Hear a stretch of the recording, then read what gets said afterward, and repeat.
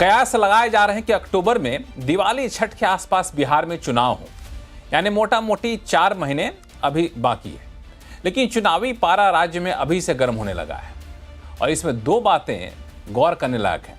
पहला कि आमतौर पर चुनाव के दौरान राजनीतिक हमले में चुनाव आयोग की एंट्री अंत में आती है या चुनाव के रिजल्ट आने के बाद ईवीएम के नाम पर आती है।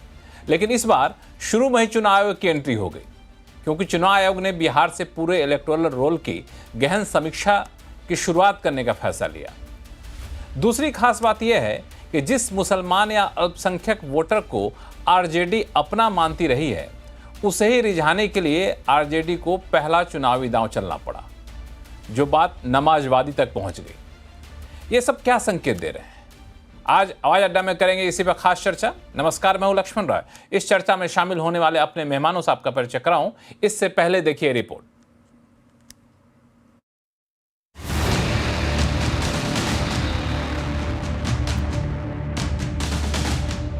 बिहार के चुनावी रण पर पूरे देश की नजर है। चुनाव का ऐलान नहीं हुआ है, लेकिन प्रधानमंत्री की रैलियां और राहुल गांधी के दौरे शुरू हो चुके हैं। लालू नीतीश उम्र और बीमारी को चुनौती देते हुए मैदान जंग में डटे हुए हैं। तेजस्वी, सम्राट चौधरी, प्रशांत किशोर और चिराग पासवान की नई पीढ़ी पसीना बहा रही है। बेरोजगारी, पलायन, जातिगत जनगणना, आरक्षण, कानून व्यवस्था से लेकर शिक्षा और स्वास्थ्य के मुद्दों पर बात हो रही है। लेकिन इसी घमासान के बीच वोटर लिस्ट वेरिफिकेशन को लेकर तलवारें खिंच गई हैं। चुनाव आयोग ने वोटर लिस्ट की सफाई और सुधार का काम शुरू किया तो आरजेडी और कांग्रेस जैसी विपक्ष की पार्टियां इसके विरोध में आ गई। तेजस्वी यादव ने कहा है कि बिहार में बाढ़ के बीच 25 दिन में 8 करोड़ वोटर्स का वेरिफिकेशन करना असंभव है। अनाप शनाप दस्तावेज मांगे जा रहे हैं। गरीबों, पिछड़ों और अल्पसंख्यकों के वोट खत्म करने की साजिश हो रही है। ये पूरी तरीके से साजिश है। और जब आखिरी बार ये हुआ था तो लगभग 2 साल लगे थे इस प्रक्रिया को पूरा करने में, तो ये 25 दिन में कैसे प्रक्रिया पूरी कर लेंगे? ये साजिश की बू है। ये नीतीश जी को डर हुआ, भाजपा को डर हुआ कि ये चुनाव हार रहे हैं तो गरीब, पिछड़ों, दलितों, बहुसंख्यकों का वोट काटो, अल्पसंख्यकों का वोट काटो। वहीं बीजेपी का कहना है कि आती हुई हार को देखकर आरजेडी और कांग्रेस चुनाव आयोग को बदनाम करने में लगे हैं। बंगाल के राह पर चल चुका है राजद कांग्रेस। ममता बनर्जी के संगति का असर दिखाई पड़ रहा है। ये भारत के लोग अब नजर नहीं आते, ये बांग्लादेशियों की भाषा बोलने लगे हैं। जब भारत का चुनाव आयोग पारदर्शिता से, पवित्रता से वोटरों की पहचान करके मतदान 100% सुनिश्चित करना चाहता है, तो ऐसे लोगों को बेचैनी क्यों है? वोटर लिस्ट विवाद बिहार की राजनीतिक जंग का सिर्फ एक नमूना है। पटना के ऐतिहासिक गांधी मैदान में तेजस्वी यादव ने वक्फ संशोधन कानून को भी अल्पसंख्यकों के खिलाफ बीजेपी की साजिश बताया है और कहा है कि वक्फ कानून को वो कूड़ेदान में फेंक देंगे। एनडीए भाजपा की सरकार जाने वाली है। गरीब आवाम की सरकार बनेगी तो इस बिल को, इस कानून को बिहार राज्य जो है कूड़े के दान में फेंकने का काम करेगा। तेजस्वी के इस ऐलान को बीजेपी ने संविधान विरोधी बताते हुए आरोप लगाया है कि तेजस्वी यादव शरिया कानून लागू करना चाहते हैं। बीजेपी प्रवक्ता सुधांशु त्रिवेदी ने कहा है कि आरजेडी, एसपी जैसी पार्टियों ने समाजवाद को नमाजवाद बना दिया है।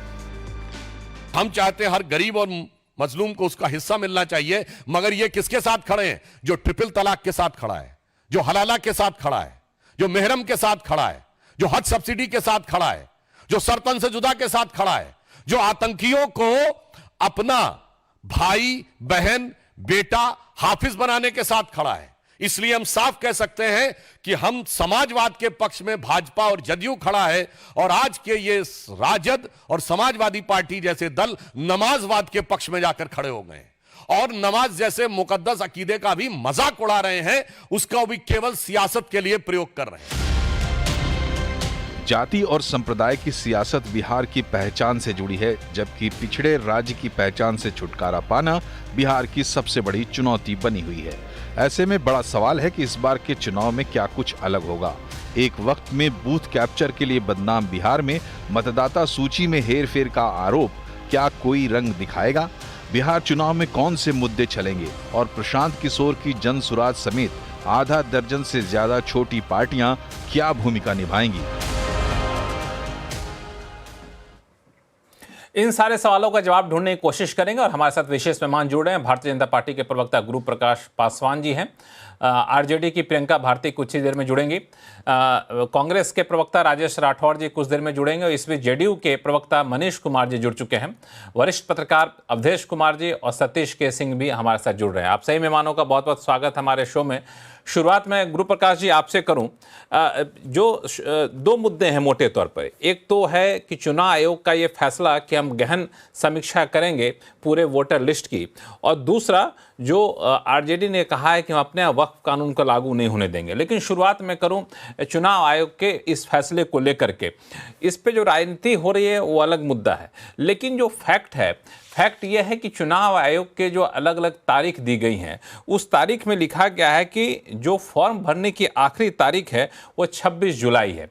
अब ये 24-25 दिन में या 25-26 दिन में ये कर पाना बिहार जैसे बड़े राज्य में, और जहाँ पे अभी भी कनेक्टिविटी की इशू रहती है, उतना ज़्यादा पेनिट्रेशन ऑनलाइन सब कुछ नहीं हुआ है, कितना संभव लग रहा है आपको? नहीं, देखिए लक्ष्मण जी, आपको और पैनल में उपस्थित सभी वरिष्ठ साथियों को हमारा प्रणाम। हमें समझने की जरूरत है, ये चुनाव आयोग जो काम कर रही है वो अपने मन से थोड़ी कर रही है। चुनाव आयोग का स्पष्ट रूप से कहना है कि भाई आर्टिकल 326 ऑफ द कॉन्स्टिट्यूशन, संविधान के अनुच्छेद 326 के हिसाब से काम किया जा रहा है। इस पूरे एक्सरसाइज को स्पेशल इंटेंसिव रिविजन कहते हैं, SIR कहते हैं। और ऐसा नहीं है, देखिए जो लोग हमारे ऊपर आरोप लगा रहे हैं, क्या उनके बूथ लेवल के कार्यकर्ता एक्टिव नहीं है? आज ही मैं देख रहा था, टाइम्स ऑफ इंडिया की रिपोर्ट है कि हमसे कहीं ज्यादा 56,000 जो हमारे विपक्ष के साथी हैं, उनके कार्यकर्ता भी इस काम में लगे हुए हैं कि कोई छूट ना जाए, कोई रह ना जाए, ये सुनिश्चित वो भी कर रहे हैं, हम भी कर रहे हैं। ये रूटीन कॉन्स्टिट्यूशनल प्रोसेस है, इस पर अनावश्यक अनर्गल बात करना हम चाहते हैं। लक्ष्मण जी, मैं आपके शो के माध्यम से देश की जनता को, दर्शकों को बताना चाहता हूँ, हम चाहते हैं कि बात हो कि भाई बिहार में मातृ मृत्यु दर कितनी कम हुई है, शिशु मृत्यु दर कितनी कम हुई है, प्रति व्यक्ति आय कितनी बढ़ी है, कितने इंडस्ट्रियल यूनिट्स आए हैं, केंद्रीय विश्वविद्यालय कितने बने हैं, कितनी नौकरियां दी गई हैं, प्रति दिन कितने सड़क किलोमीटर बना है, तब क्या स्थिति थी, आज क्या स्थिति। मूल्यांकन ऐसा होना चाहिए, पॉलिटिकल डिस्कोर्स और राजनीतिक विमर्श ऐसा होना चाहिए, लेकिन एक संवैधानिक संस्थान पे। अरे भाई, हम चुनाव हारे भी हैं कई बार। आप देखिए, हिमाचल में हमारी सरकार नहीं, तमाम स्थानों पे हमारी सरकारें नहीं है, लेकिन हार के डर से, पराजय के डर से किसी स्थापित संवैधानिक स्वायत्त संस्थान की स्वतंत्रता पर संदेह करना, शंका करना, प्रश्न चिन्ह करना, मुझे लगता है कि देश के लोकतंत्र के हित में नहीं है, देश के संविधान के हित में नहीं है। आर्टिकल नहीं, ये राजनीतिक सवाल उठाना वो अलग मुद्दा है। जो राजनीतिक मुद्दा है वो राजनीतिक आरोप प्रत्यारोप अलग बात है, जिसमें प्रियंका भारती हैं, उनसे भी मैं बातचीत करूंगा। लेकिन एक होता है तार्किक बातें। तो तार्किक बातें में बिहार जैसे इतने बड़े जहां पे मतदाताओं की संख्या हो, वहां पे आप सिर्फ 24 दिन के भीतर सारे इलेक्टोरल रोल की समीक्षा फॉर्म भर के दे देने के लिए कहते हैं, और फिर इसका ड्राफ्ट आप 1 अगस्त को पारित कर देंगे। वही प्रक्रिया जिसमें 2 साल लगते हैं। तो अब इतनी जल्दी और इतने कम समय में इस अफरा तफरी में क्यों? क्योंकि लोकतंत्र में तो मतदान ही तो एक चीज़ है जो हर किसी को हक मिल जाता है। नहीं, पुनः मैं बताना चाहता हूं कि मैंने आपको संविधान के अनुच्छेद का हवाला दिया, मैंने आपको तर्कपूर्ण तरीके से बताया। संविधान के अनुच्छेद में गुरु प्रकाश जी, आप तो पढ़े लिखे बहुत समझदार व्यक्ति हैं। संविधान के अनुच्छेद में ये नहीं लिखा है कि 24 दिन के भीतर करना है। संविधान का अनुच्छेद 356 मेरे पास भी रखा है, इसमें ये कहीं नहीं लिखा हुआ है कि आपको चुनाव से ठीक 3 महीने पहले करना है। मेरा सवाल अलग था, लेकिन आपने सही कहा कि स्थितियाँ बदली हैं। बहुत सारे कार्यकर्ता, बूथ लेवल कार्यकर्ता जो है पार्टियाँ नियुक्त कर रही हैं, ये एक लॉजिक आपका है। लेकिन प्रियंका भारती हमारे साथ जुड़ चुकी। प्रियंका, ऐसा क्यों लगता है कि जब इलेक्टोरल रोल की समीक्षा होगी तो आपके वोटर को हटा दिए जाएंगे? देखिए, सबसे बड़ा सवाल तो आपने पहले ही इनसे पूछ लिया कि जब समय लगता था यही स्पेशल इंटेंसिव रिवीजन में 2 साल का, तो 25 दिन में कैसे करवा लेंगे? आप खुद बताइए, आधार कार्ड इतना किया करते थे। आधार कार्ड को इन्होंने डॉक्यूमेंट्स में क्यों नहीं रखा? झालमुड़ी का पैकेट बनाने के लिए आधार कार्ड बनवाए थे आप लोग। उसके अलावा टाइम फ्रेम का जो आपने लॉजिक दिया, उसके साथ-साथ सवाल ये भी उठेगा कि आपको 25 दिन में आप 8 करोड़ लोगों को के पास आप पहुँच जा रहे हैं, तो आप 2-3 महीने में तो आप जातिगत जनगणना भी करवा लेते। आप 2 साल का समय क्यों लिए? और ऐसे डॉक्यूमेंट्स माँगे हैं ईसीआई ने, एक डॉक्यूमेंट्स बोल रहे हैं घर के कागज़ात दीजिए। गुरु प्रकाश जी को पता होगा 58% दलित भूमिहीन है, आप उनसे घर के कागज़ात माँग रहे हैं। ये तो अमानवीय है। बिहार बाढ़ से ग्रसित रहता है, 73% बिहार का इलाका बाढ़ ग्रसित है। मतलब जिनके घर बह गए, जिनके पास कुछ बर्तन नहीं बचा, खाने को साधन नहीं बचा, उनसे आप उनके डॉक्यूमेंट्स मांगेंगे। पलायन का बात तो ये करना ही छोड़ दिए हैं। 4 करोड़ लोग बाहर हैं, सरकारी आंकड़ा 3 करोड़ बताते हैं, लेकिन 4 करोड़ है, क्योंकि बाकी कितना लोग ही उसको अपलोड कर पाया होगा अपने इंफॉर्मेशन को। 4 करोड़ लोगों के पास आप जाएंगे, उनकी बीवियां सिर्फ घर पर हैं, उनको आप जाकर के कहेंगे कि अपने बच्चों के, अपने माता पिता के आप डॉक्यूमेंट्स लेकर के आइए। ये आपको लॉजिकल दिख रहा है क्या? आप बताइए मुझे, बाबा साहब ने यूनिवर्सल फ्रेंचाइजी ला करके देश में दलितों को, पिछड़ों को एक अधिकार दिया कि वो सीएम से लेकर पीएम तक बन पाए। आप तो उनके वोटर लिस्ट से आप उनके नाम काटने का जुगाड़ तलाश रहे हैं। इसका मतलब सीएम पीएम तो छोड़ दीजिए, आप उनको नागरिक तक नहीं बनने दीजिएगा, क्योंकि किसी से वोटिंग राइट छीन लेने का मतलब होता है कि आपने उसको इंसान बनने से भी इनकार कर दिया, आपने उनको जानवर बना दिया। यही तो है मनोविधान जिससे भाजपा देश को चलाना चाहती है। संविधान से देश को चलाना चाहती है। प्रियंका जी, मैं वैसा ही सवाल जैसा गुरु प्रकाश जी से पूछा वैसा ही सवाल आपसे पूछूंगा कि ये ठीक है, ये प्रक्रिया जिस पे आप सवाल उठा रहे हैं, अगर वोटर लिस्ट का नाम कटेगा तो आपके भी वोटर जाएंगे, भाजपा के वोटर जाएंगे, कांग्रेस के वोटर जाएंगे, तो आप इतना आरजेडी उनके नहीं जाएंगे, कैसे नहीं जाएंगे? मैं बताती हूँ ना, क्योंकि जब लिस्ट बनेगा तो ये तो नहीं कहा जाए कि आप वोटर किसके हैं, भाजपा के वोटर हैं जी, आपका आगे भाजपा का टिक लगेगा, ऐसा तो होगा ना। IHDS का आंकड़ा बताता है, IHDS का आंकड़ा बताता है कि मात्र 20% दलितों के पास जाति सर्टिफिकेट है, 25% ओबीसी के पास। मतलब 75 को ओबीसी को तो आप खा गए, और बाकी 80% दलितों को भी आप खा गए। जिनके पास सर्टिफिकेट्स नहीं है वो कहाँ से अपने नाम उसमें जुड़वाएंगे? जिनके पास खाने का गुरु प्रकाश जी समझ गए, आप अपने फैक्ट दे दिया। गुरु प्रकाश जी ये एक फैक्ट लेके आ रहे हैं प्रियंका। नहीं, देखिए, इलेक्शन कमीशन ने स्पष्ट किया है कि बिहार में कुल वोटरों की संख्या है 7.9 करोड़। 4 करोड़ को कोई जरूरत नहीं है, तो बार बार ये कहना ये भ्रमित करने जैसा है कि 8 करोड़ लोगों को अपने दस्तावेजों को दिखाना है। Point number 1।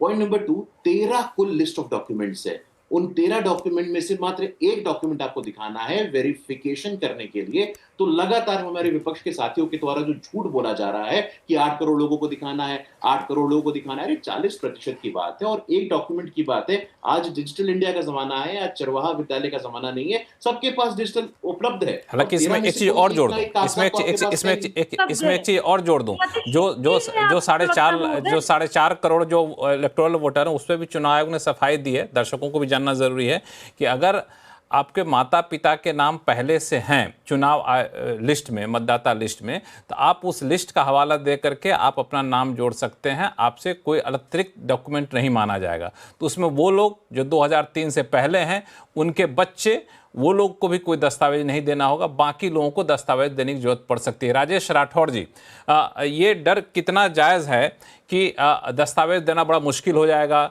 SC ST को, OBC को? देखिए, हम सब बिहार से आते हैं। बिहार, उत्तर प्रदेश, झारखंड, उड़ीसा, बंगाल, इन प्रदेशों में आप जाए, हालांकि पूरे भारत की हालात कमों बेशी एक है, लेकिन नॉर्थ इंडिया में हम जाते हैं तो ज्यादा है। बिहार एक ऐसा प्रदेश है जहां उसका एक भाग पूरे बाढ़ में डूबा हुआ रहता है। अगर हम आंकड़ों में जाते हैं, प्रतिशत में जाते हैं, तो उसको 71% कह दिया जाता है। अब समय अवधि जो तय हुआ था उसमें से 5 दिन बीत गया, मात्र 25 दिन बाकी है। आप ये बताइए, इतने कम दिनों में एक तो सरकार का आदमी घर तक कैसे पहुंचेगा? नंबर 1।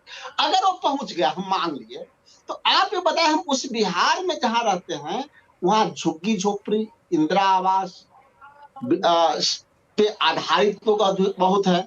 दलित, शोषित, वंचित, पिछड़ा, अति पिछड़ा, इन लोगों की आबादी देखेंगे तो सर्वाधिक है। और उस सर्वाधिक आबादी के अधिकांश लोगों के पास उनके माँ बाप का सर्टिफिकेट, प्रमाण पत्र, जन्म प्रमाण पत्र हो ही नहीं सकता। आखिर ऐसे लोगों को वंचित करने का प्रयास क्यों किया जा रहा है? इसलिए किया जा रहा है कि जिस दिन से राहुल गांधी ने जातिगत जनगणना की बात कही, पिछड़ों के अधिकार की बात कही, और जिसका परिणाम आपने 2024 के लोकसभा चुनाव में देखा कि कांग्रेस पार्टी बढ़ा और भाजपा गिरा। उन्हें डर है कि पूरी तरह से पिछड़ा, अति पिछड़ा, शोषित, वंचित, दलितों, पिछड़ों का, अति पिछड़ों का वोट नरेंद्र मोदी के खिलाफ है, एनडीए के साथ है। अब उस वोट को रोकने के लिए ये एक प्रयास है। पहले वोट रोकेगा, और जिस दिन वोट रुक जाएगा उस दिन लक्ष्मण जी आश्चर्य होगा आपको कि वो वृद्धा पेंशन की सुविधा छीनी जाएगी, इंदिरा आवास की सुविधा छीन ली जाएगी, मनरेगा की सुविधा छीन ली जाएगी, स्वास्थ्य शिक्षा की सुविधाएं उन लोगों को छीन लाई। पहले नोट मनीष कुमार जी, फिर अधिकार बंदी करेगा, वोट एक मिनट जरा मनीष कुमार जी से। मनीष कुमार जी, जिस वर्ग की बात आरजेडी की प्रवक्ता ने की, जिस वर्ग की बात यहाँ पे कांग्रेस के प्रवक्ता कर रहे हैं, उस वर्ग का तो वोटर आपके पास भी है बहुत कुछ। आपको भी डर लगता है कि चूंकि सहयोगी पार्टी से आवाज नहीं उठानी? देखिए लक्ष्मण जी, विपक्ष के साथ समस्या ये है कि राज्य और देश की जनता जब उन्हें नकार दिया है तो वो हमेशा चुनाव आयोग पे टिकड़ा फोड़ते हैं। अभी शुक्र है कि चुनाव के पहले इन्होंने अपने नाटक शुरू कर दिया। कई राज्यों में जब आप देखेंगे ये चुनाव हारते हैं तो ईवीएम पे अपना ठिकरा फोड़ देते हैं। अरे भाई 2003 में हुआ, उसके पहले भी कई बार इस प्रकार का समीक्षा हो चुकी है। तो अगर अब 2025 में हो रही है तो ये आपत्ति क्यों हो रही है? और 2003 में जब हुई तो अब तो उस समय आप विरोध नहीं करते हैं, लेकिन 2025 में जब सेम काम हो रहा है तो आप विरोध कर रहे हैं। अरे भाई 2003 और 2025 में काफी बदलाव आ चुके हैं। आज इंटरनेट का जमाना है और आपने तो बूथ लेवल एजेंट बहाल किया होगा ना भाई, आपके देखरेख में सब काम होगा। अगर आपको लगता है कि कहीं गलत हुआ है तो आप आपत्ति करिए ना भाई।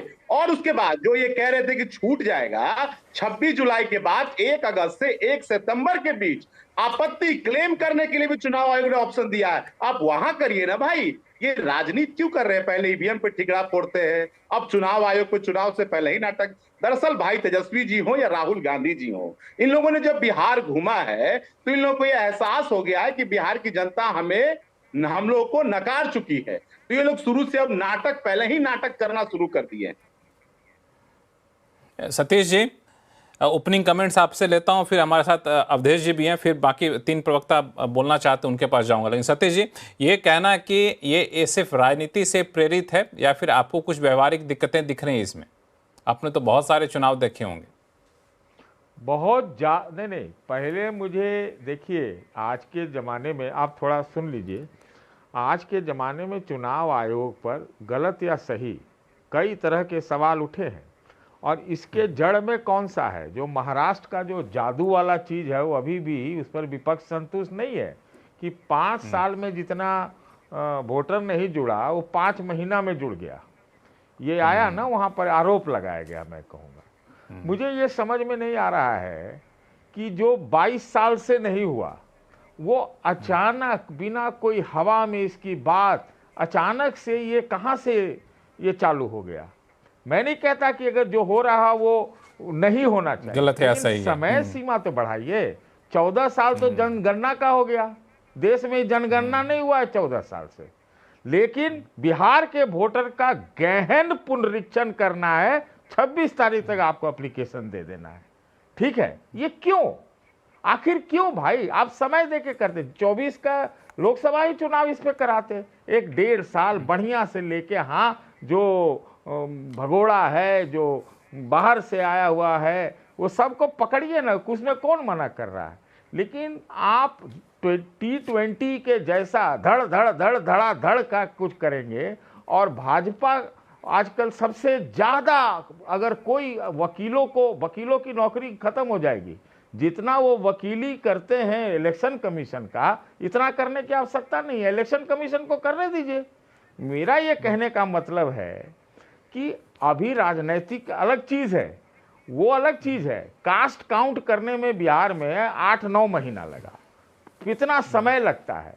तो समय से तसल्ली के साथ सबका कीजिए, इससे एक जो है बीजेपी को ये नुकसान भी पहुंचा सकता है। मैं आपको बता रहा हूं, अभी भी वो जो सब कौन कौन वो सब आइंस्टाइन फार्मूला से ट्रैकर करते रहते हैं, उसमें भी कुछ ऐसा चीजें देखने को मिला है, आज ही देख रहा था मैं।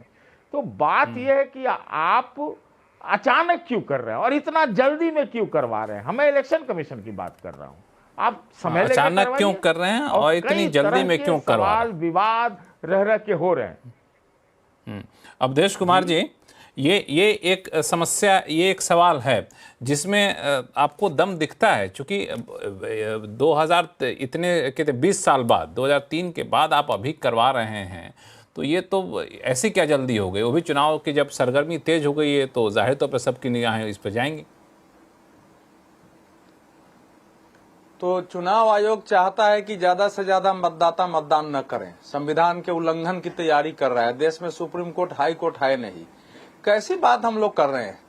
आप भी पुराने पत्रकार हैं, सतीश जी पुराने पत्रकार हैं, तथ्यों पर बात होनी चाहिए। देखिए, मेरा अपना मानना तो पहले दिन से रहा है कि बहुत ज्यादा मतदाताओं के लिए ये पहचान लाओ, वो पहचान लाओ, इससे समस्याएं कभी सुलझती नहीं है। मैं इसके पक्ष में रहा नहीं हूं। और जो पोलिंग एजेंट होते हैं उनको ये अधिकार होना चाहिए, उसका नाम अंकित है, वो जाके कहे सभी पार्टी के पोलिंग एजेंट हैं कि भाई ये मतदाता सही है गलत है। बिल्कुल सरल होना चाहिए लोकतांत्रिक प्रक्रिया में। लेकिन अब इतने चुनाव में भ्रष्टाचार हुए कि 1993 से एक इलेक्शन रिफॉर्म के नाम पर अलग अलग प्रकार के ये मॉडल विकसित किए गए हैं। लेकिन सवाल है दूसरा है, पहले तो इसके फैक्ट्स पर जाइए।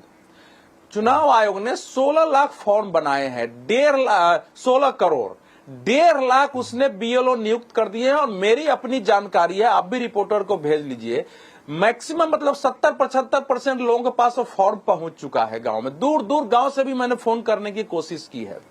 जो पार्टियां हैं 47,000 बीएलए राजद अभी तक, मैंने कल के जो आंकड़े हैं 47,000 बीएलए राष्ट्रीय जनता दल है, 52,000 बीएलए राष्ट्रीय जनता दल ने नियुक्त कर दिया है, 47,000 बीजेपी ने नियुक्त कर दिया है, 28,000 जदयू ने नियुक्त कर दिया है, 8,500 से 9,000 बाकी पार्टियों ने नियुक्त कर दिया है।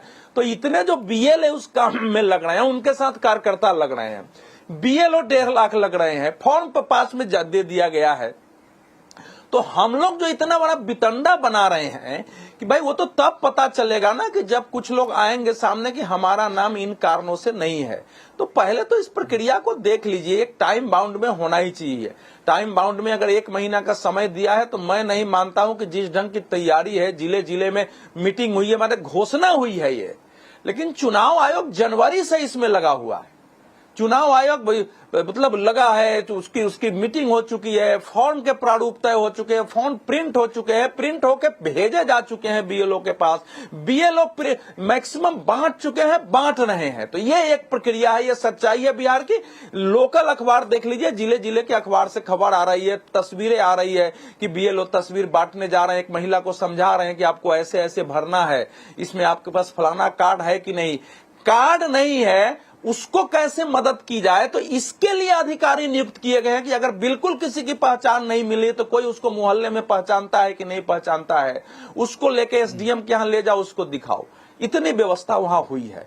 तो सरकारी मशीनरी ने इतनी व्यवस्था की है, इसलिए अब कोई मान लीजिए सतीश जी कह दें कि कोई उसकी वकालत कर रहा है, तो अब चुनाव आयोग को सब कोई कहे कि ये चुनाव आयोग हमारे देश का भ्रष्ट है और पूरी दुनिया में ये प्रचार हो कि भारत में तो जो भी सरकार है वो सरकार नैतिक रूप से ही गलत है, क्योंकि चुनावी धांधली से सरकार। जी से पूछ रहे थे, प्रियंका जी और राजेश जी दोनों इशारा कर रहे हैं, इन दोनों के पास जाऊंगा। नहीं, सुनिए, जाएंगे, सुनिए ना, नहीं, सुनिए, जरा इसको देखिए। चुनाव आयोग अभी तक महाराष्ट्र से 10 मतदाता नहीं आए हैं कि मेरा नाम या फला या उनके कार्यकर्ता कोर्ट में नहीं गए हैं कि इन लोगों का गलत मतदाता में नाम था। मैं वो भी आंकड़े दे सकता हूं। मैं ये नहीं मानता हूं कि मतदाता बोगस नहीं होते हैं, बोगस होते हैं, हम लोग बचपन से देखते रहे हैं। वो किसी प्रक्रिया में कुछ बोगस मतदाता होंगे, लेकिन चुनाव आयोग जानबूझ के बोगस मतदाता जोड़ देता है। अनेक आंकड़े हैं जहां मतदान प्रतिशत बढ़े हैं वहां कांग्रेस पार्टी जीती है। लोकसभा चुनाव में उनकी जीत हो गई तो उसका आंकड़ा देख लीजिए कैसे होता है। चुनाव आयोग की आलोचना अगर हो तो चुनाव आयोग की इसलिए हो कि भाई मतदाता सूची में जब लोग वोट डालने आते तो 20 आदमी का नाम क्यों नहीं है, आप ऐसे क्यों स्थिति आपने पैदा कर दिया है। तो कुछ चीजें जो कमी है उस पर आलोचना हो, पॉलिटिकली जब आलोचना होती है ना तब समस्या वहां पैदा होती है। मैं नहीं मानता हूं कि पूरी तैयारी के बाद 1 महीना का पर्याप्त समय, और ऐसा नहीं है कि जिसका नाम छूट जाएगा वो बाद में डाल ही नहीं सकता है। जब 1 महीना उसके बाद उसमें बताने के लिए कि हमारा नाम छूटा हुआ है, और उसके बाद भी 1 महीना समय है और नाम जोड़ने के लिए 30 सितंबर को प्रकाशित होने जा रहा है। तो इसको कह देना कि ये बिल्कुल सही ड्राइव है, ये होना ही चाहिए। हम एक रेलवे रिजर्वेशन जाते हैं तो हम अपना कोई न कोई कार्ड दिखाते हैं, हम बैंक में अकाउंट खोलते हैं, 2.5-3 मिनट तो बोलेंगे तो बाकी लोग कैसे बोलेंगे अवधेश जी? और वहां सतीश दिखाए नहीं। अब हो गया। सतीश जी जवाब दीजिए, उसका मैं जाऊंगा प्रियंका के पास और राजेश जी के पास।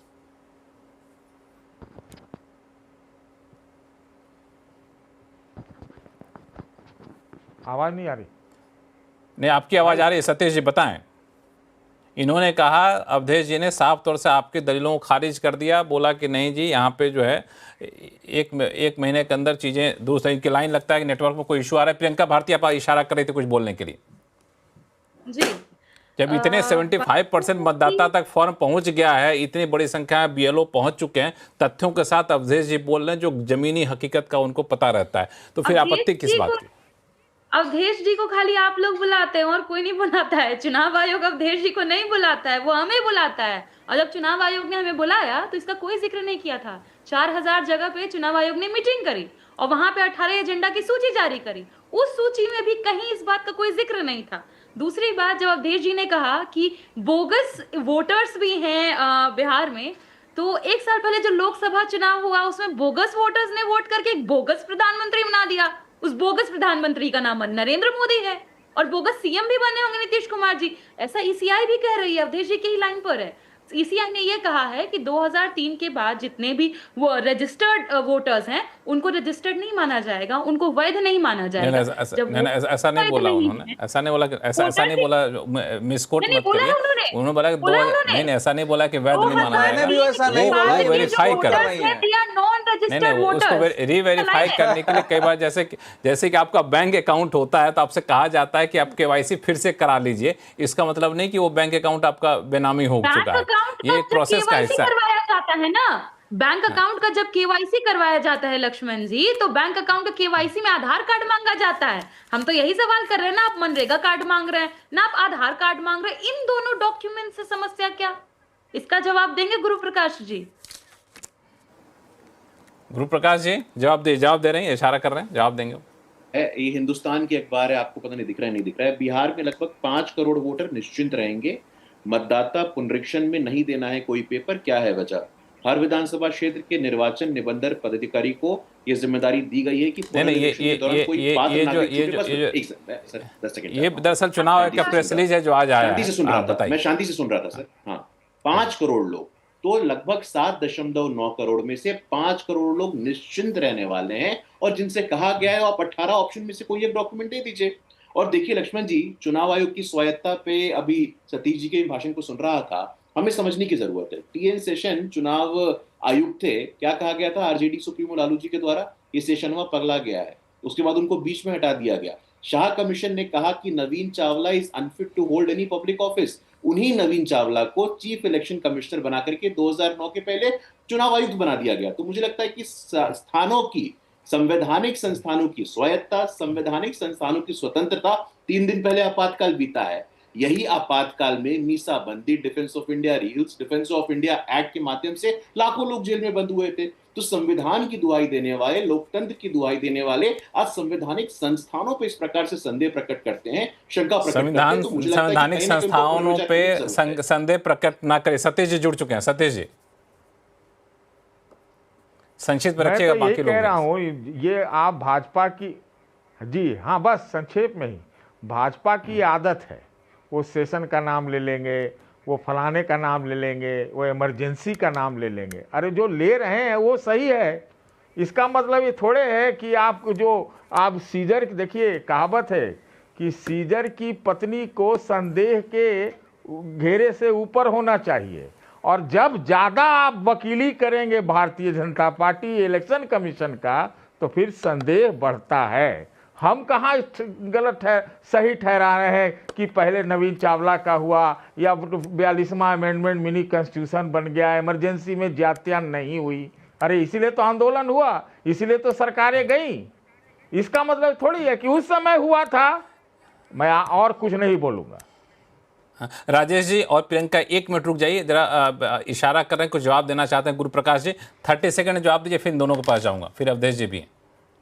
नहीं, मैं सुन रहा था। सतीश जी बहुत वरिष्ठ हैं और बिल्कुल आपातकाल का जिक्र इसलिए आया सर क्योंकि अभी 2 दिन पहले आपातकाल के 50 साल हुए थे और इस संदर्भ से जुड़ा हुआ था। और चुनाव आयोग का जिक्र इसलिए आया कि संवैधानिक संस्थान है और संवैधानिक संस्थानों की स्वायत्ता पे, संवैधानिक संस्थानों की इंटेग्रिटी पे प्राय प्रश्न खड़ा करना ये उचित नहीं माना जाता है। हम कोई चुनाव आयोग की वकालत करने का कोई अधिकार हमारे पास नहीं है। हम चुनाव आयोग के राजेश राठौड़ जी, लेकिन कम से कम भ्रमित करना, कम से कम 100 बार खड़ा किया था भाई। हाँ, राजेश राठौड़ जी ठीक है, आप लोग आपस में लड़िए, कांग्रेस लड़े भाजपा से, आरजेडी लड़े जेडीयू से लड़िए, लेकिन ये संवैधानिक संस्था जैसे चुनाव उसको तो कोई लेना देना नहीं है। वो सिर्फ बिहार में तो ये इंटेंसिव जो है सो रिवीजन कर नहीं रहा है, पूरे देश भर में करेगा। ये है कि बिहार से शुरुआत हुई है तो फिर क्यों हम लोग ऐसा करते हैं। दूसरी बात कि वोटर तो सिर्फ मान ले घटे भी, नाम भी काटे, वोटर से तो पूछ नहीं रहा कि कांग्रेस के वोटर हैं कि बीजेपी के वोटर हैं। वो तो जो वोटर जुड़ेंगे वो आपके भी जुड़ सकते हैं, उनके भी जुड़ सकते हैं, जो कटेंगे उनके भी कट सकते हैं, आपके भी कट सकते हैं। लक्ष्मण जी बहुत अच्छा ही सवाल है, और सवाल आप हमसे करते हैं और हम सवाल भाजपा से नहीं करते हैं, हम सवाल अवधेश जी से नहीं करते हैं। हम सवाल जितने किए हैं वो आपके माध्यम से चुनाव आयोग से किए हैं, और चुनाव आयोग निष्पक्ष है ऐसा हम लोग मानते थे। लेकिन चंडीगढ़ के मेयर के चुनाव में आपने देखा कि जबरन कैसे जिताया, फिर सुप्रीम कोर्ट के निर्देश पर उसी को हराया। चुनाव आयोग वहां थे, तो मैं कैसे मान लूं चुनाव आयोग निष्पक्ष है। और जब मैं चुनाव आयोग से ये सवाल करता हूं कि जो काम 2003 में 2 साल में हुआ वो काम आप 25 दिन में कैसे करेंगे। अब ये अवधेश जी ने बड़ी बेबाकी से कहा, हो सकता है अवधेश जी बिहार में नहीं रहते हो, ये बात सत्य भी हो जाएगा, बिहार में रहेंगे तो नहीं। बिहार में जन्म प्रमाण पत्र, आय प्रमाण पत्र, आवासीय प्रमाण पत्र, मृत्यु प्रमाण पत्र या जिस प्रमाण पत्र के लिए जहां जाएंगे अवैध घूस देने के बाद 6 महीने कतार में रहेंगे। इतना आसानी से बोल दे कि एसडीएम यहाँ चले जाएंगे, महाराज चपरासी मिलता नहीं, एसडीएम यहाँ चले जाएगा। बिहार भर में रहते नहीं है क्या पत्रकार? अवधेश जी आपका अवधेश जी एक मिनट अवधेश जी पर चूंकि आरोप लगाया आपने, अवधेश जी को जवाब दे दीजिए, फिर मैं आऊंगा आपके पास। अवधेश जी ऐसा है कि यहाँ तो कहा गया कि सुनिए कि सिर्फ दलितों के केवल 20% जाति प्रमाण पत्र। लक्ष्मण जी आप भी सुनिए ना, ऐसा है जो आंकड़े दिए जा रहे हैं कि दलितों के केवल 20% ही प्रमाण पत्र है जाति के, तो कैसे छात्रवृत्ति मिल रही है? जरा स्कूल में जाकर के देखिए कि कैसे छात्रवृत्ति अनुसूचित जाति को कितनी संख्या में मिल रही है और कितने अनुसूचित जाति को घर मिला है।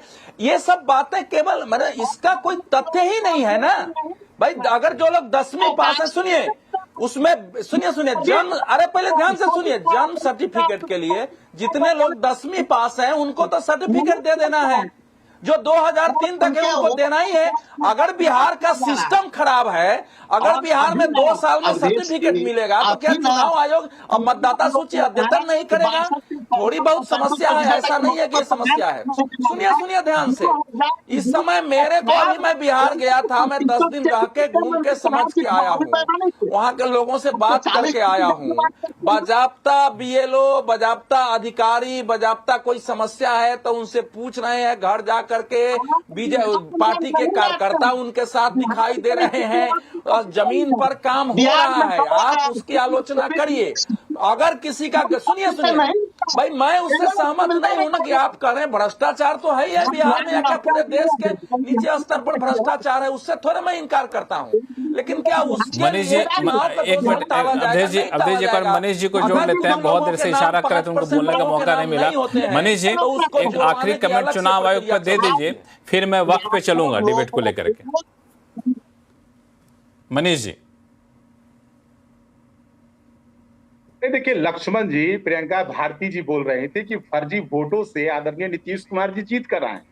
अरे जिनके समय में वोट देने नहीं दिया जाता था, बूथ को कब्जा कर लिया जाता था, और इनके कुछ महान ऐसे नेता थे जो विधायक को कब्जा कर लेते थे, विधायक को उठाकर होटल में बंद रखते थे, शायद वो समय भूल गई है। और आज वोटर जो समाज का सबसे अंतिम पंक्ति में खड़ा है, वो डंके के चोट पर जाके मतदान केंद्र पर जाकर आपने मुझे गलत कोट किया, मैंने कुछ और बोला। मैंने कहा कि भाई देश में बोगस मतदाता भी होते हैं। अवधेश जी ने कहा कि बोगस वोटर्स हैं। अगर वोटर बोगस है एक प्रियंका जी एक बार कुछ क्लैरिफाई करना चाहते हैं। अब लालू जी एक मिनट, कुछ सुनने में ऐसा प्रियंका जी, अवधेश जी कह रहे हैं कुछ सुनने में आपको गलती हो गई है। प्रियंका जी क्या कह रही हैं आप? मैंने यही कहा, वो कह रहे हैं कि मैं आरोप लगा रही हूँ बोगस वोटर्स का। अवधेश जी ने कहा कि बिहार में कुछ बोगस वोटर्स भी हैं। उसी पे मैंने कहा कि अगर वोटर बोगस है तो मुख्यमंत्री बोगस। लालू जी के समय मतदान केंद्र पर समाज के अंतिम पंक्ति में खड़े रहने वाले व्यक्ति नहीं जा पाते। कहा ही नहीं कि बिहार का चुनाव बोगस वोट से हुआ है, नहीं था। और जीते हुए विधायक को भी कब्जा कर लिया जाता था। अच्छा सुनिए, अब तो चुनाव आयोग तो सफाई दे दिया है कि जो भी कुछ किया जा रहा है संविधान के तहत किया जा रहा है। और अवधेश जी ने एक पॉइंट जरूर रखा जब हम लोग ये सवाल उठा रहे थे कि महज 25-26 दिन के भीतर कैसे कैसे इसको पूरा कर लिया जाएगा। तो अवधेश जी ने तथ्य रखा कि 75% लोगों तक फॉर्म पहुंच चुका है और बड़ी संख्या में BLO नियुक्त हो चुके थे। आप तो पार्टी के प्रवक्ता, आप लोगों को पता ही होगा सारे BLO नियुक्त हो चुके हैं। तो ये भी एक अच्छा है कि कम से कम जितना जल्दी वो पहुँच जाए। और उसके बाद भी जिनके नाम नहीं आते हैं रिविजन में तो आपत्ति दर्ज करने का समय सीमा यहाँ पे दिया गया है। इस पर हम लोग आगे भी चर्चा करेंगे। जब फाइनल वोटर लिस्ट आएगा तो आप लोग देखिए किन नाम कटे, कितने लोगों के नाम जुड़े हैं इस पे। लेकिन एक मुद्दा और बिहार में पिछले 24 घंटे में काफ़ी ज़्यादा गर्मा गया है, वह है वक्फ कानून का। वक्फ कानून को संसद ने तो पारित कर दिया और अब RJD कह रही है कि हम इसको बिहार में लागू होने नहीं देंगे। अब सवाल उठता है कि केंद्र सरकार के कानून को कोई राज्य सरकार अपने यहाँ लागू ना होने दे, ये संभव कैसे है? या फिर सिर्फ एक चुनावी वादा है जो वोटरों को लुभाने के लिए कई बार किया जाता है, उनमें से एक है। इस पर मैं चर्चा करूंगा, लेकिन फिलहाल वक्त है छोटे से ब्रेक का। ब्रेक के बाद लौटते हैं, फिर इस चर्चा को शुरू करेंगे। आप लोग कहीं जाइएगा नहीं, लौटते हैं छोटे से ब्रेक के बाद।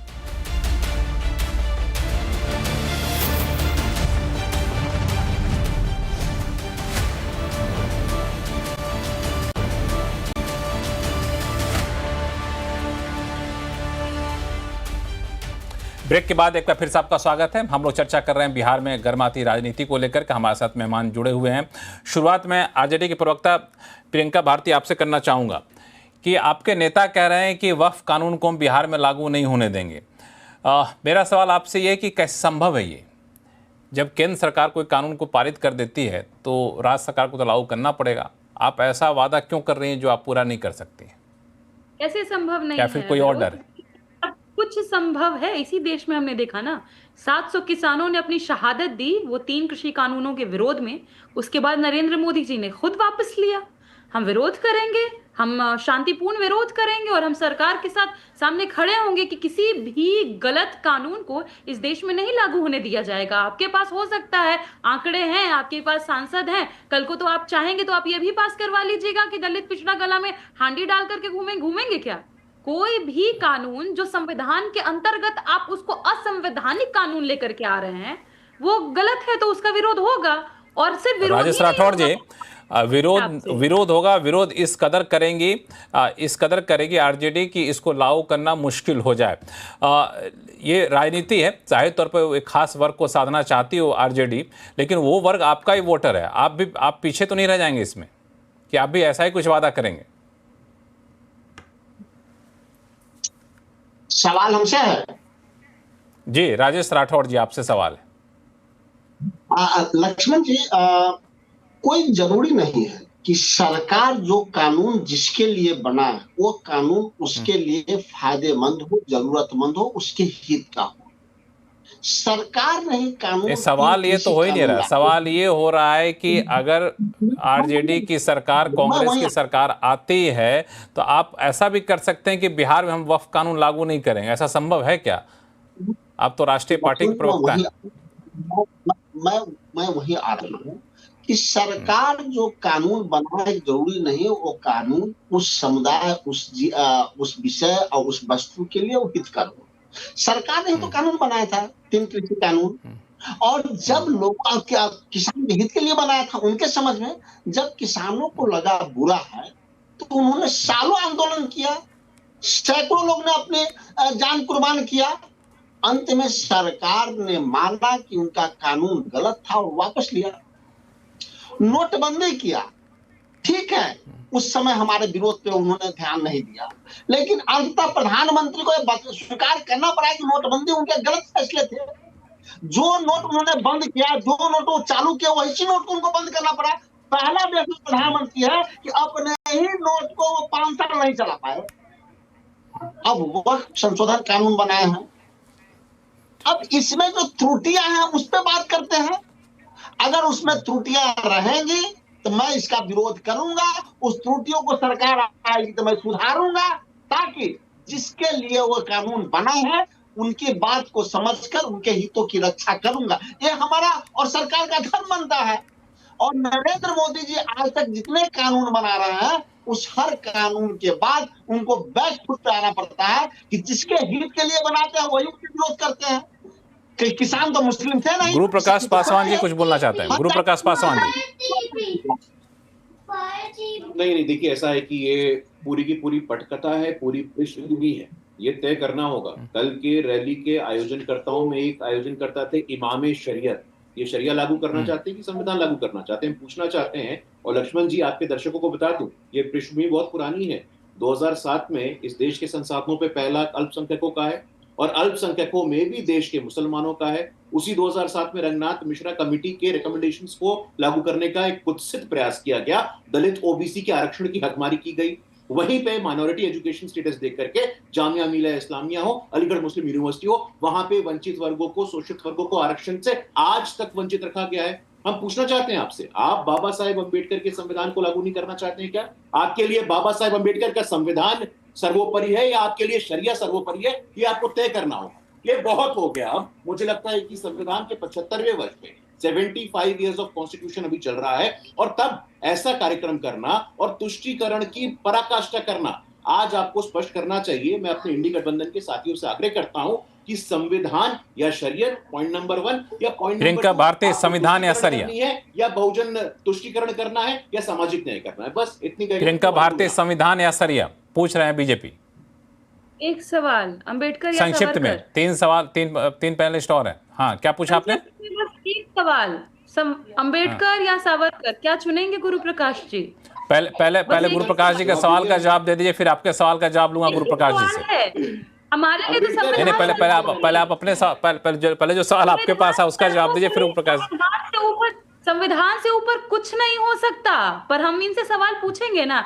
अरे भाई गुरु प्रकाश जी, लालू जी की तस्वीर दिखा रहे हैं, मैं एक तस्वीर दिखा दूंगी तो आप बहुत असहज हो जाएंगे, इसलिए नहीं दिखाऊंगी।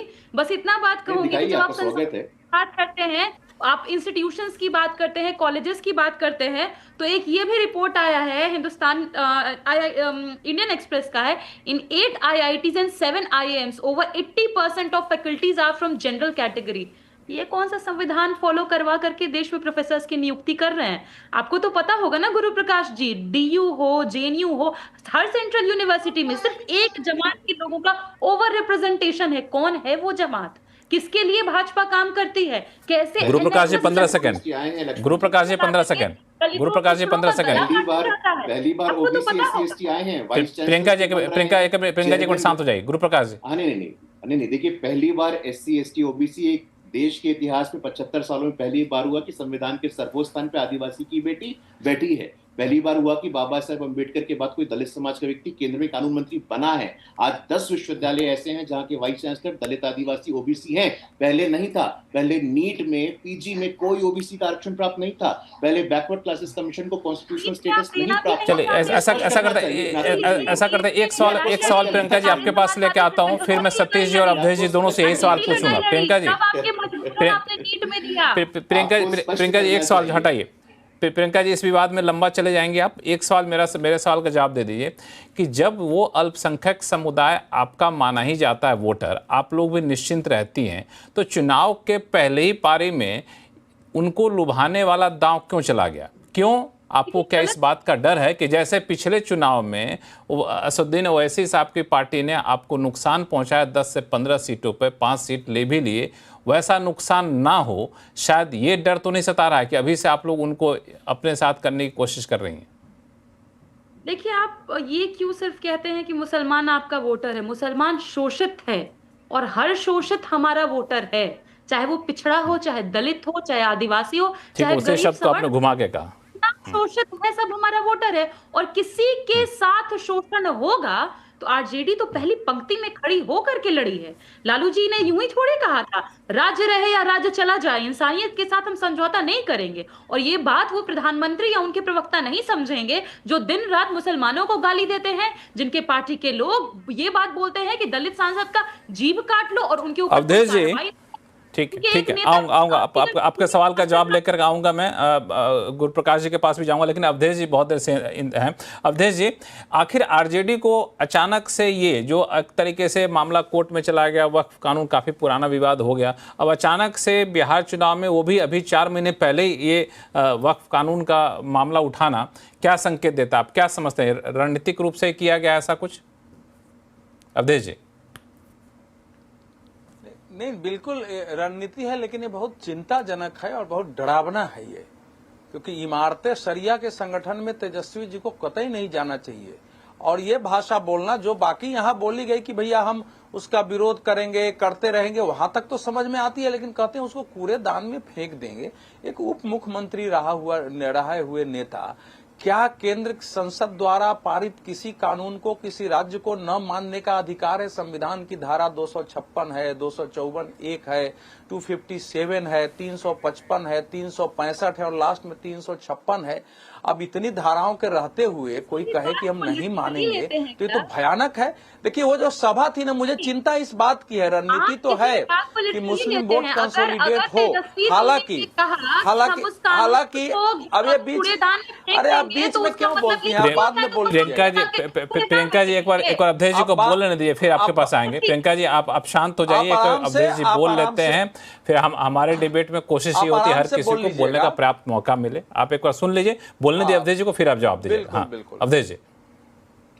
देखिए, मुस्लिम वोट के लिए भी प्रयास करें, उसमें समस्या नहीं है, लेकिन आप प्रयास ऐसे कर रहे हैं कि एक संगठन जो 100 साल के करीब हो चुका है, जिसकी नींव इस बात पर है कि हम एक पैरेलल यहाँ शरिया की व्यवस्था स्थापित करेंगे, जो कि आज भी न्यायालय लगाता है, फुलवाड़ी शरीफ में उसका हेडक्वार्टर है, और वो अपने न्यायालय लगाते हैं, शरिया कोर्ट चलाते हैं, गांव का फैसला कर देते हैं, वो तलाक का फैसला कर देते हैं, सारा कुछ वो कर रहे हैं। उस पर जाकर के और ये भड़काना, वहां जो भाषण हुए हैं इतने डेंजरस हैं देश के लिए कि किसी भी मतलब फंडामेंटलिस्ट ऐसे फोर्सेस के बीच में जाके आप अगर इस प्रकार का भाषण देते हैं तो केवल वोट आपको मिलेगा नहीं मिलेगा, लेकिन ये जो आग लगेगी उस आग में राज्य बिहार भी जलेगा, देश भी जलेगा। ये ठीक नहीं है जो कुछ हुआ है। वक्फ कानून का बहुत सारे लोग विरोध कर रहे हैं, मैं उसके पक्ष में हूं, लेकिन लोकतांत्रिक रूप से उनको विरोध करने का अधिकार है। लेकिन कोई नेता कहे, ममता बनर्जी ने कह दिया हम नहीं मानेंगे कि देश का कानून, ऐसे देश चलेगा क्या? इस प्रकार से अगर भाषा होगी तो फिर देश कहां रहेगा? और जो कानून बनाया गया है, जितने ही लोग चर्चा कर रहे हैं ना लक्ष्मण जी, कि नहीं एक लाइन कृषि कानून की चर्चा कर रहे हैं ना, मुझे इस बात का पूरा विश्वास हो रहा है कि नरेंद्र मोदी सरकार शायद कृषि कानून लाके फिर से पारित कराएगी। ये लोग ऐसी स्थिति पैदा कर दे रहे हैं कि इस बार पारित भी कराया जाएगा और लागू भी हो जाएगा, उसके बाद उदाहरण भी नहीं बचेगा। उदाहरण भी। सतीश जी, आप इसको कैसे देख रहे हैं, ये जो वक्फ कानून का मुद्दा अभी उठा है? चूंकि आपको याद होगा, आपने बिहार के चुनाव को तो पिछली बार ही बड़ा सटीक विश्लेषण किया था। आप ध्यान दिए होंगे कि आरजेडी सरकार बनाने से रह गई, उसमें कई सारे फैक्टर थे। एक फैक्टर ये भी था कि असदुद्दीन ओवैसी साहब ने बड़ा 10-15 सीटों पर बड़ा डेंट कर दिया था उनकी पार्टी ने, तो शायद उस सारी चीज़ों को, उस पॉकेट को एक ठीक करने की कोशिश है। बिल्कुल वही है। और देखिए, ये तो जग जाहिर है ना, जिस प्रकार से भारतीय जनता पार्टी मुंह से ही सही हिंदू हिंदू करती रहती है, तो कोई भी जो उनका कंपटीटर है वो इस तरह का कुछ करेगा, चाहे उसमें शरिया आवे चाहे मुसलमान आवे। तभी जब खुला खेल फरुखाबादी है, आप कर रहे हैं तो वो भी करेंगे, आपको क्यों मिर्ची लगती है? नंबर 1। नंबर 2, अभी स्थिति देश की बड़ी खराब है, बड़ी चुनौतियां हैं। आपको हमें दिखाई पड़ा कि कर्नल सोफिया कुरैशी नाम की आर्मी अफसर बैठी थी सिंदूर, ऑपरेशन सिंदूर में। आखिर इसकी जरूरत क्या थी? मैं तो ये पूछना चाहता हूँ। बैठे वो ठीक है, वाजिब है, कोई दिक्कत नहीं है। उसके बाद क्या जवाब आया उधर से, एक मध्य प्रदेश के मंत्री से? तो ये जो बात संविधान नियम कायदा कानून की अगर भाजपा के लोग करते हैं, अभी गुरु को सुन रहा था मैं, अरे मैं तो सबसे ज्यादा विरोध तो संविधान का शुरुआत से ही सबसे ज्यादा तो आरएसएस ने किया था। और अब ये कह रहे समाजवाद बनाम नमाजवाद। अरे वो नमाजवाद कर रहे हैं, लेकिन आप भी तो कह रहे हो कि हम समाजवाद को प्रियम्बल से हटा देंगे, समाजवाद को, और वो क्या नाम है एक शब्द और है सेक्युलर, ये दोनों को हटाने की बात कर रहे हो। ये सीधा कॉम्पिटिटिव पॉलिटिक्स में बाकी जो डेकोरम है सब तार तार हो रहा है। जिसको जो मन आ रहा है वोट खींचने के लिए जो मन में आ रहा है वही कर रहा है। हम तो अच्छा लग रहा था मुझे, ये तो विचाराधीन है मामला सुप्रीम कोर्ट में, अभी तो शायद अमल में भी नहीं है, तो रहने दीजिए, जो सुप्रीम कोर्ट देगा फैसला दीजिए। हालांकि अवधेश जी को अब धृतराष्ट्र हो गए होंगे, वो हम नहीं कह सकते, लेकिन यही लोग तो थे कि जो लोग कहते थे कि आस्था में अदालत का क्या जरूरत है। यही लोग कहते थे, हमने सुना है आज से 20 साल पहले, लेकिन बाद में अदालत ने फैसला दिया, सबको मान्य हुआ। और यही होना चाहिए कि अदालत और संविधान सबसे ऊपर है, मौका परस्ती नहीं चलती, चाहे वो सरिया हो चाहे। मनीष जी, इस पूरे डिबेट में जो उठाया है आरजेडी ने, उसमें जेडीयू कितना कंफर्टेबल है? नहीं, देखिए राजद के लोग, भाई तेजस्वी जो हैं, वो जानते हैं वो नाटक कर रहे हैं, राजनीति कर रहे हैं। ये दिन भर संविधान लोकतंत्र की बात करते हैं। भाई संसद में मामला आया, जेपीसी का गठन हुआ, और सबसे आश्चर्य की बात है कि जो सबसे ज्यादा ही वक्फ कानून के खिलाफ हल्ला कर रहे हैं, मैं चुनौती देता हूं उस चैनल पे बैठकर प्रियंका जी को कि जेपीसी में एक लिखित सुझाव तक नहीं दिए इनके नेता और इनके पार्टी के लोग, लेकिन टीवी में राजनीति कर रहे हैं, मीडिया में भाषण कर रहे हैं। भाई जेपीसी में कोई सुझाव दिया था आपने? नहीं दिया। लोकतंत्र में बहुमत ही सबसे बड़ी ताकत होती है।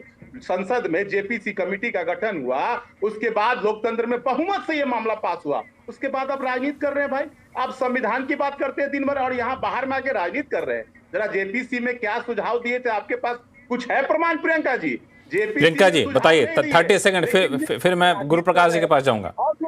प्रियंका जी जवाब देना चाहती हैं? हाँ, मेजोरिटी में इसीलिए पास हो गया क्योंकि जदयू जैसे संगठनों ने मुसलमानों के साथ गद्दारी की। और दूसरी बात, तो सबसे ज्यादा हिंदू मुस्लिम झगड़ा होता था, और इसी बिहार में भागलपुर में आपको पता है नीतीश कुमार जी के ठीक है आपके मनीष जी आपकी बात सुन ली गई है। एक प्रियंका जी 30 सेकंड में जवाब दीजिए, फिर मैं गुरु प्रकाश जी के पास जाऊंगा।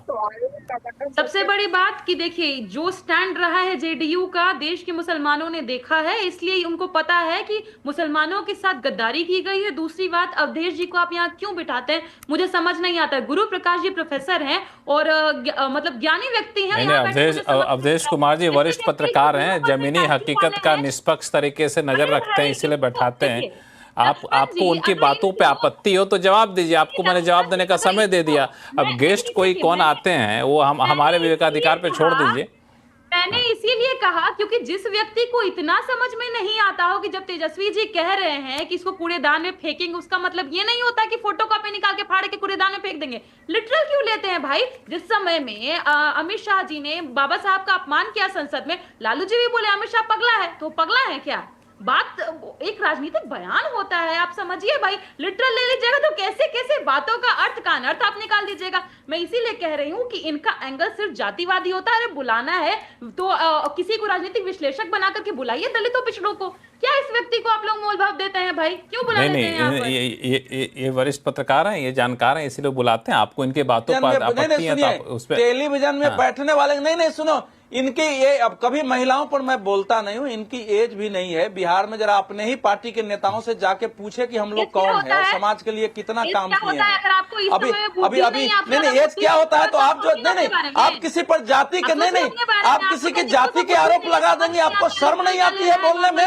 नहीं आपको शर्म नहीं आती है किसी को जाति के आधार पर ये टेलीविजन चैनल पर भी क्या जाति होगी क्या? ये इस प्रकार की भाषा कोई किसी पार्टी नहीं, प्रवक्ता बैठ के बोल रही मैं है इस चीज और को दूसरे लेकर के वक्ता- मैंने इस पे आपत्ति उठाई और और आपत्तिजनक बताया है। इनको। मैंने इस पे मैंने साफ तौर से प्रियंका जी को कहा कि आप उनके विचारों से असहमत हैं तो आप अपनी असहमति जताइए, आपको समय मिलता है, लेकिन इस तरह की टिप्पणी हमारे शो में तो कम से कम नहीं होता है। आप सभी मेहमानों का बहुत बहुत धन्यवाद हमारे शो में जुड़ने के लिए। आवाज़ अड्डा में फिलहाल इतना ही। देखते रहिए CNBC आवाज़। नमस्कार।